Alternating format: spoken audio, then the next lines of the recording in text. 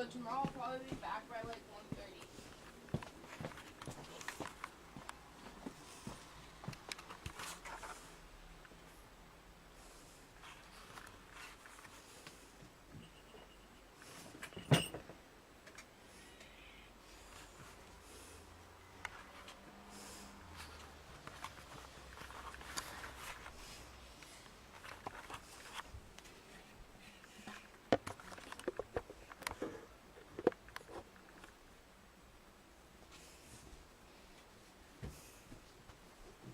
Okay, come on. I want you to lay down.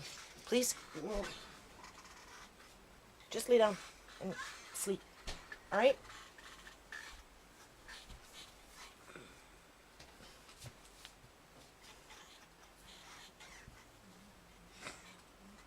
She's not coming?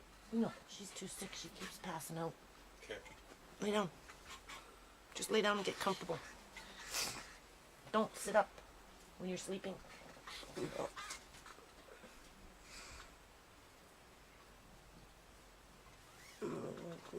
And stay here. No. Don't leave. Right here.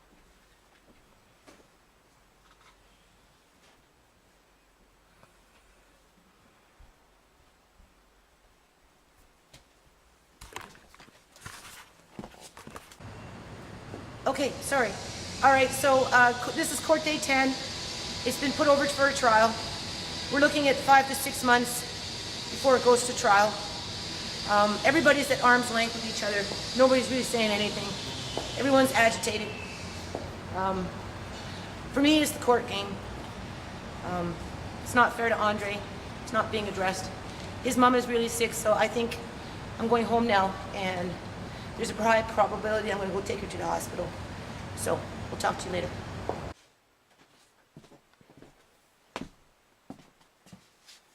Okay, members and friends. Obviously, court day 10 was just a 5-minute dealie to put it to trial. Lawyers are complaining that they don't have a lot of time. They only get 25 hours of prep time before a trial. I think the only reason I was approved a lawyer was because they knew this stuff was going to go to a trial, because they just want to drag it out, right? The more they drag it out, the more my daughter just spirals down. She couldn't make it to court because she was so sick, my God. I don't know. And then yesterday she got a little better, and she's gone because, you know, I tell her I can't cope with this anymore. It's so hard to cope with, right? So I don't know what's going to happen with my daughter. I really don't. I just know that my daughter's really sick. And I don't think she's going to survive much longer at this rate. I'm going to try and do some wipeout boards over the next month. You know, change the format a little bit. Right? Get off the bandwagon of saying the same thing over and over and over again. Well, you know, they kicked out my daughter on December 11th, and ever since then, you know, life has been nothing but a living nightmare, right? You know, which it has been, pretty much. They kept the files together, you know, for now, right? I'm a little suspicious about that, right? For the simple fact is, you know, they're trying to remove my daughter from my grandson's life. They've effectively moved the family from his life. Now they're trying to put the onus on me, well, you know, by saying, I'm hearing, right, that for the judge to assume that you're, you know, a responsible person, it's best that you visit your grandson. I don't know how that's going to work. I really don't, because we know the history of these people. We know that, you know, they book appointments and cancel appointments, and, you know, you book an appointment and you get there on time and you sit there for a half an hour and then they send you away, and, you know, God knows what they'll be saying to my grandson. Oh, you know, you're going to go see your, can't call me Nana anymore because that woman's taken my name. So I don't know, I don't even know what to call myself anymore. What, Grandma? You know, so they're going to call me Grandma. Let's go see Grandma. You know, get them all excited to go see Grandma. You know, as they're needling in his ear, who knows what they'll be saying, right? Because they have no respect for me. They have no respect for my children. They have no respect for my daughter. They don't. So how do you trust the process? Children don't have a sense of time. You know, in my mind, it's better just to leave him and just let him be. Don't upset him anymore, and he's already been upset. Just bring him home. They took him out of here. I can bring him home. Why can't I just bring him home? Right? He'll adapt. He'll remember.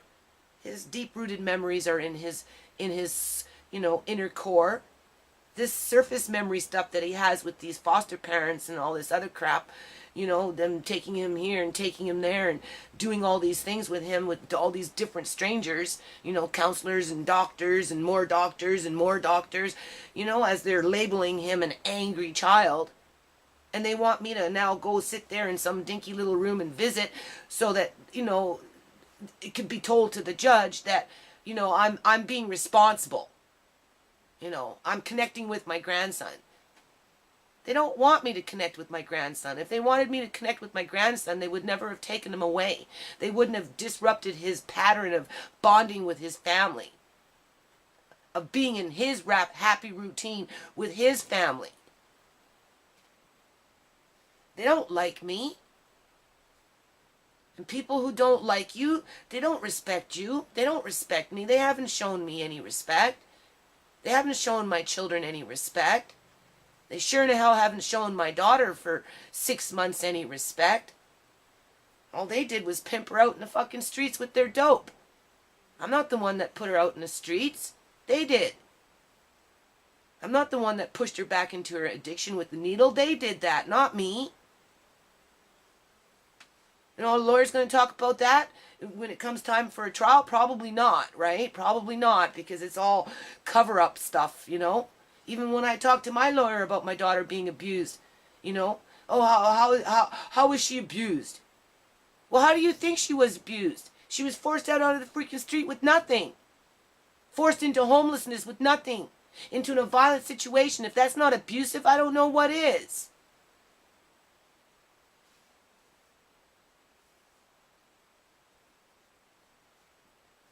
Any rate, I don't know when court will be. I'm going to try and file my own lawsuit with the Supreme Court. I'm just going to try.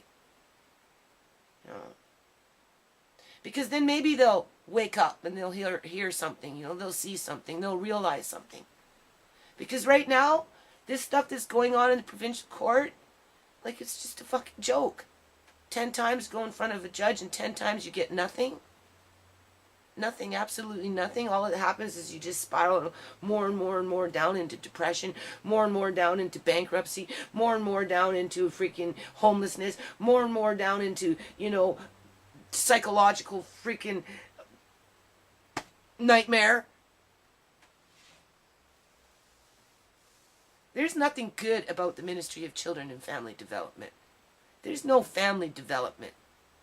There was no family development in 2003 when they kicked my family out into the streets in the middle of winter, any more than there is family development when they kicked my daughter out into the streets and forced her back into her addiction due to homelessness and fear. Then there is family development right now with some court date that the lawyers don't even know what they're defending or fighting against or fighting for. I still don't know what I've done wrong. I still don't know why we're being punished. Nobody can give me a straight answer.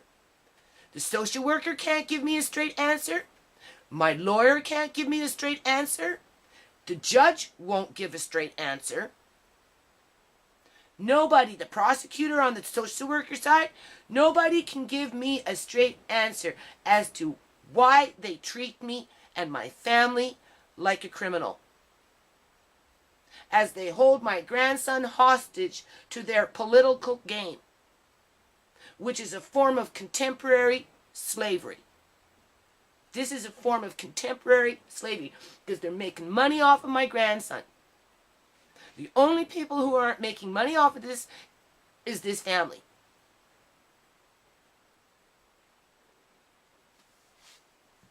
While my daughter is dying. I can't say it enough times. My daughter is dying. as she's being pimped out on the streets due to the actions of the Ministry and Children and Family Development and their social workers.